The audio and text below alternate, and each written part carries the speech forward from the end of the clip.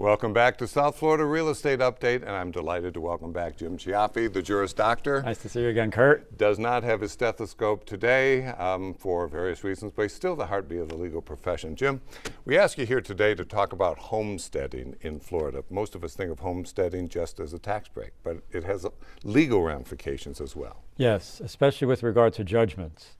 The property in Florida owned by a person whose primary residence, that lien of the judgment is not effective against that particular property. A judgment is 10 years from the time that it's actually recorded in the public records, and the homeowner could actually take steps to affirm that that is the homestead property and not subject to the lien of the creditors. So if I'm deeply in debt and my creditors are coming after me and I'm living in my property that is homesteaded, they can't touch it. That's correct. And that's why O.J. Simpson moved to Florida. That's right. He wanted to avoid all those judgments that were against him. So he could be living in Florida in his home and be safe from having it touched to him. Yes. What other kind of legal protections does homesteading give you? Well, in Florida, the Florida Constitution states that a spouse has to consent to the transfer or the mortgaging of a property. So very oftentimes, for instance, before you were married, you might have bought property in your individual name. Right. Then the marriage occurs and you decide you want to transfer the property, sell it. If that's your primary residence, your spouse has to actually sign the deed along with you. Even though she's not on the deed itself, yes, she has to agree to the sale of the property. Yes, because the original drafters of the Florida Constitution wanted to protect spouses so they weren't shocked when they came home one day and the spouse said, sorry, I sold your property and it's not ours any longer. And just to give them that right that they would have to consent to the sale of that property. Well, let's say I'm married and I want to buy a home in my own name and get a mortgage on it. Does that same rule apply? Yes, you can do that. And by the way, we call this the horrors of homestead because we've had so many horror stories result from that. An individual might say, okay, I'm going to buy a property in my own name and it's going to be my primary residence, not realizing that the spouse has to sign the mortgage, which they do.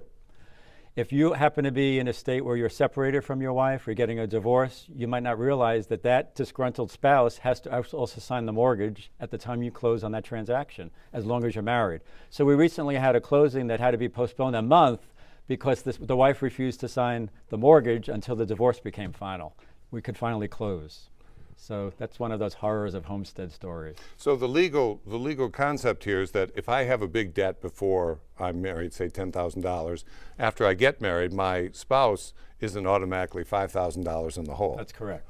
But if I have a home and want to transfer it, she has to sign. That's right.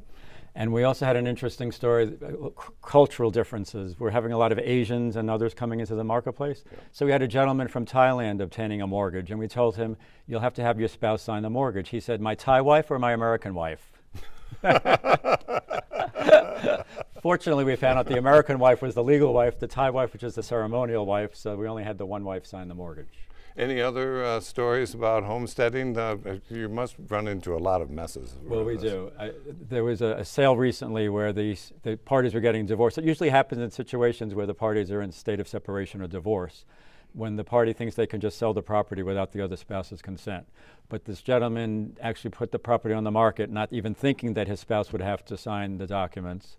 And they're going through the divorce, and now she's saying, no, I'm not going to sign that deed unless you give me a certain amount of money.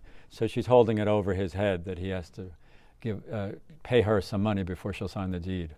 But so that's a consideration. Let's not lose the concept here, though. The concept is you're protecting the roof over your head if you're married, that one person just can't sell it and say, hey, I've taken the money, and then you're out. Right. Okay. That's the basis. Jim Cioffi, thank you for the, this is why you have a lawyer. Really, if you're in a real estate transaction, this is why you have a lawyer, because it may be simple to sign, but you have to sort out the complexities you of the have situation. to live with it. Okay, Jim Cioffi, the Juris Doctor. Thank you, Kurt. Thanks for being here on South Florida Real Estate Update. Pleasure.